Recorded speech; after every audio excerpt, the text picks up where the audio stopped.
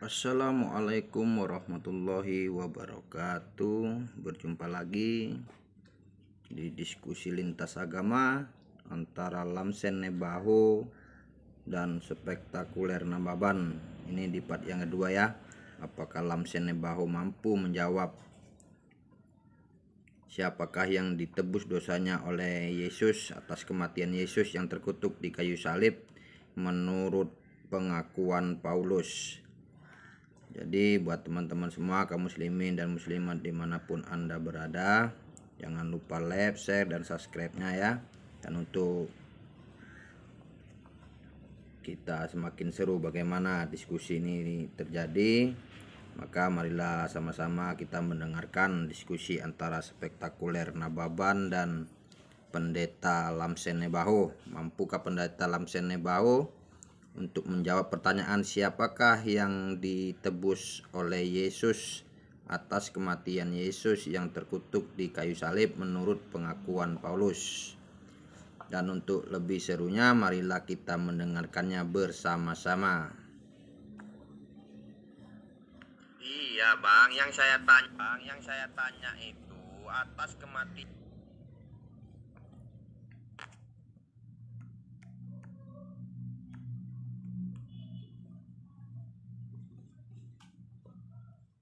Iya bang, yang saya tanya itu atas kematian Yesus yang terkutuk di kayu salib itu untuk menebus dosa siapa? Dosa setelah Yesus mati untuk manusia-manusia seterusnya, atau dosa semua manusia, atau hanya menebus dosa umat Kristen? Karena yang mengatakan bahwa Yesus mati terkutuk di kayu salib untuk menebus dosa manusia itu adalah Paulus.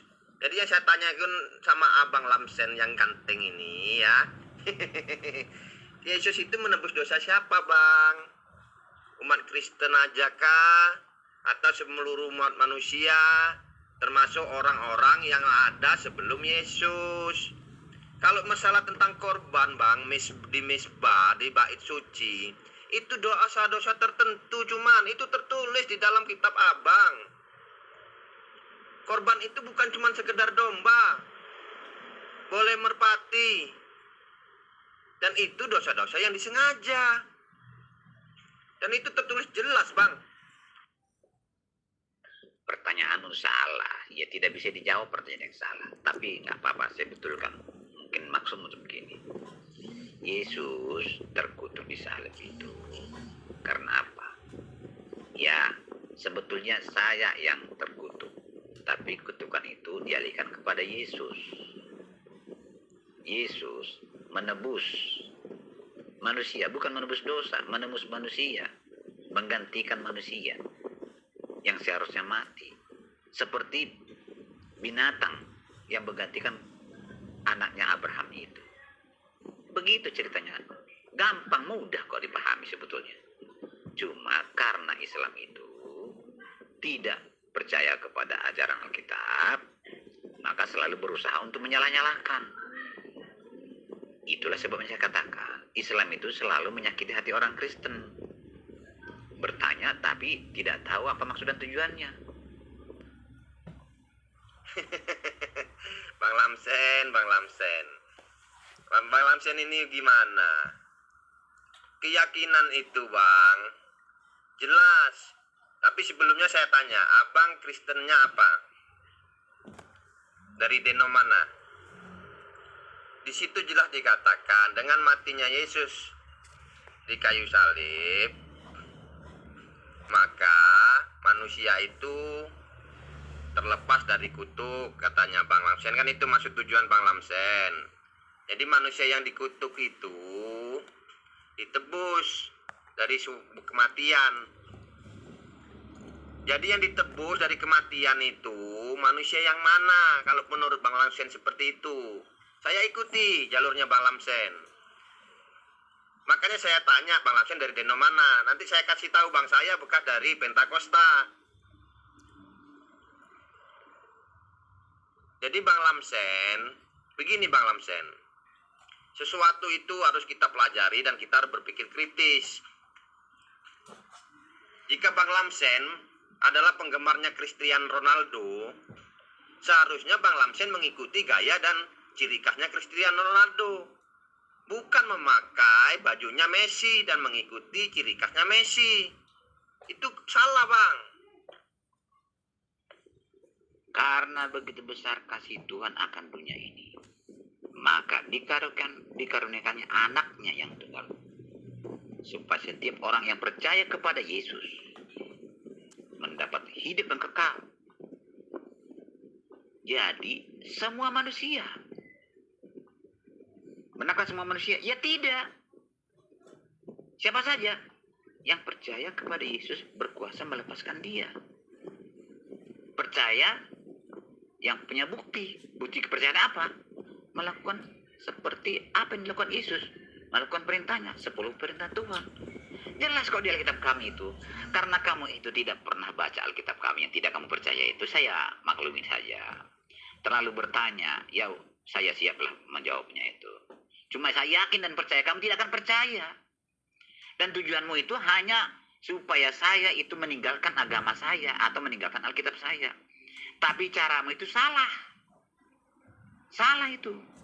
Yang benar adalah ajarkan Al-Quranmu. Berikan kepercayaan kepada saya pada Al-Quranmu itu. Yakinkan saya terhadap Al-Quran. Itu yang benar. Bukan merusak-rusak ajaran Kristen dengan cara-cara bertanya-tanya seperti ini. Yang tidak kamu pahami. Seolah-olah kamu mau pengen jadi Kristen. Tidak, itu kepura-puraan. Itu adalah pembohongan. Kepura-puraan itu adalah bohong. Abang ini lucu ya kan. Bahkan abang ini heran saya dengan pernyataan Abang Lamsen sendiri. Makanya saya tanya, abang dari deno mana tadi? Saya bekas dari Pentakosta, Bang Lamsen. Untuk semua manusia, ya enggak, kata Bang Lamsen. Ya orang yang percaya. Jadi orang yang percaya kepada Daud, orang yang percaya kepada Abraham, orang yang percaya kepada Musa itu enggak ditebus, enggak diampuni. Karena mereka ada sebelum Yesus itu ada. Jadi jelas bahwa pernyataan Bang Lamsen itu tidak sesuai dengan fakta dan data. Dan percaya sebagai apa? Abang Lamsen mengatakan bahwa supaya mendapat hidup yang kekal. Hidup yang kekal menurut Alkitab Abang dan menurut Yesus, itu syaratnya apa Bang Lamsen? Supaya mendapat hidup yang kekal itu menurut Yesus dan kitab Abang itu apa? Jangan berasumsi dan juga jangan menurut pikiran kita Bang Lamsen. Makanya saya kalau berdiskusi Bang Lamsen, makanya saya senang sebenarnya sama Bang Lamsen itu berdiskusi.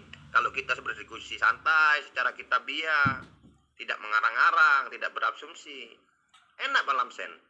Jadi menurut Bible dan menurut Yesus, untuk mendapat hidup yang kekal itu syaratnya apa? Silakan Bang Lamsen. Inilah buktinya kamu tidak paham Alkitab saya. Makanya jangan ajarkan ajaran Alkitab saya. Kamu bilang percaya kepada Daud. Siapa yang bilang percaya kepada itu bisa masuk surga? Tidak. Bukan Daud menjadi panutan. Bukan Abraham menjadi panutan. Yesus menjadi panutan. Daud justru percaya kepada Yesus dengan cara apa? Memotong domba setiap pagi dan sore. Musa juga memotong domba setiap pagi dan sore. Abraham juga memotong domba setiap pagi dan sore. Itu buktinya mereka percaya kepada Yesus. Pada zaman dahulu kala. Yang tidak percaya tidak memotong domba. Contoh, waktu umat Israel mau berangkat dari tanah Mesir ke tanah Kanaan. Siapa yang percaya kepada darah itu, dia mengoleskan darah ke ambang pintu masing-masing. Mereka selamat. Tidak ada yang mati. Orang yang tidak mengoleskan darah itu ke ambang pintunya, mati anak sulungnya. Tidak selamat. Mereka tinggal tidak ikut berangkat ke tanah Kanaan. Walaupun dia tidak bangsa Israel sendiri. Orang Mesir, orang asing pun mengoleskan darah itu di ambang pintu. Mereka selamat. Jadi bangsa yang percaya, orang yang percaya itulah yang selamat. Apa yang saya katakan itu saya akui memang, saya maklum. Kamu tidak percaya dan tidak mengerti ini. Kamu tidak mengerti tentang darah. Alkitab itu menceritakan darah. Kekuasaan darah untuk menghapus dosa. untuk menyelamatkan manusia. Nyawa. Darah itu adalah nyawa. Tentang nyawa ajaran Alkitab kami. Kamu tidak paham itu. Bang Lamsen, Bang Lamsen. Itu adalah perintah Tuhan yang dilakukan oleh Musa juga. Dan yang melakukan korban hewan ataupun roti itu menebus dosa yang disengaja. Bukan percaya kepada Yesus. Musa tidak pernah menyebut-nyebut nama Yesus. Bang Lamsen Naibaho, ya. Jadi orang-orang itu bukan percaya kepada Yesus, tapi mereka percaya kepada Musa. Dan itu hanya sedikit orang-orang yang mengikuti ajaran Musa.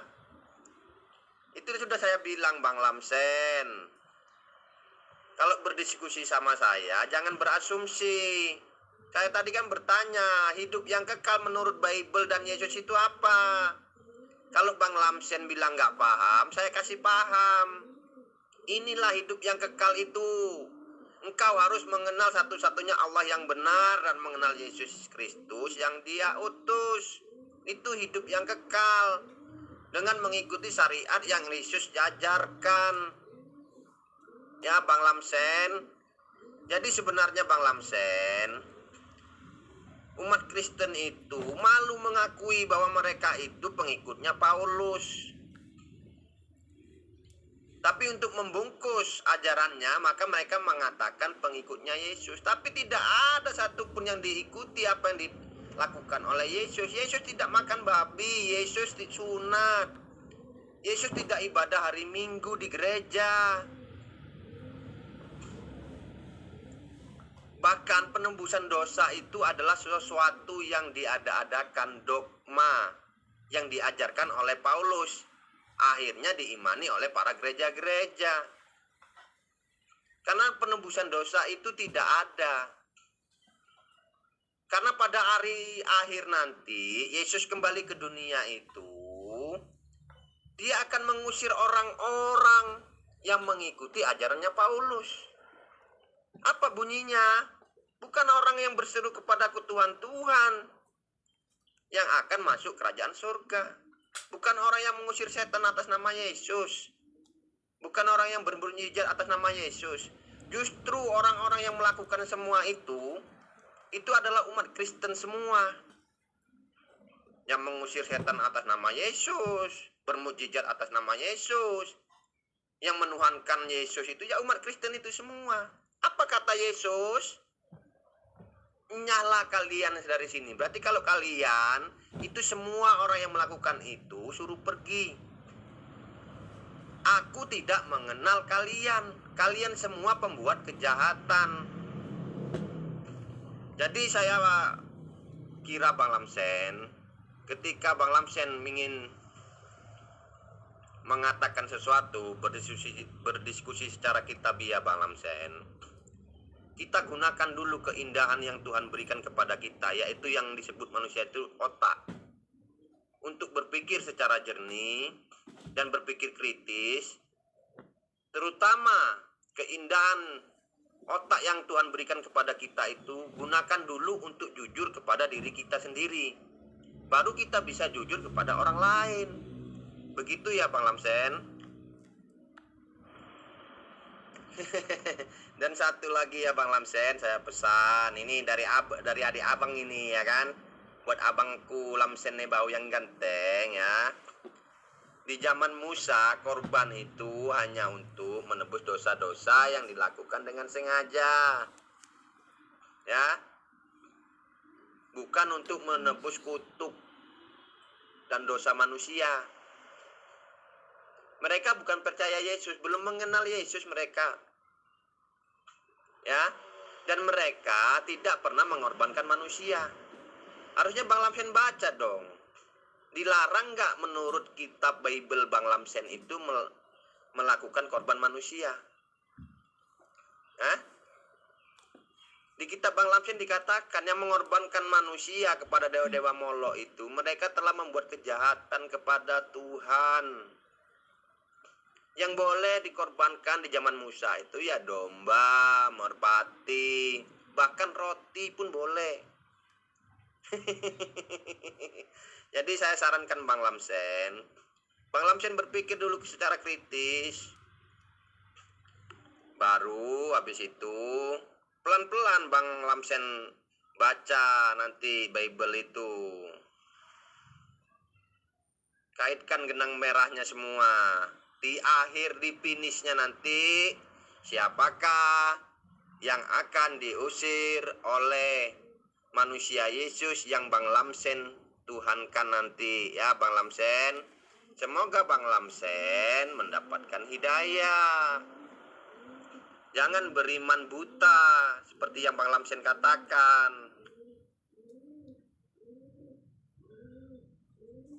Ya, demikianlah teman-teman diskusi antara Spektakuler Nababan dan Lamsen Nebaho. Ternyata pendeta Lamsen Nebaho tidak mampu menjelaskan siapakah dosa yang ditebus oleh Yesus Kristus menurut pengakuan Yesus dan Bible. Jadi semoga ini bermanfaat bagi kita semua dan semoga kita selalu di dalam lindungan Allah Subhanahu wa taala. Akhirul kalam wabillahi taufik wal hidayah. Wassalamualaikum warahmatullahi wabarakatuh.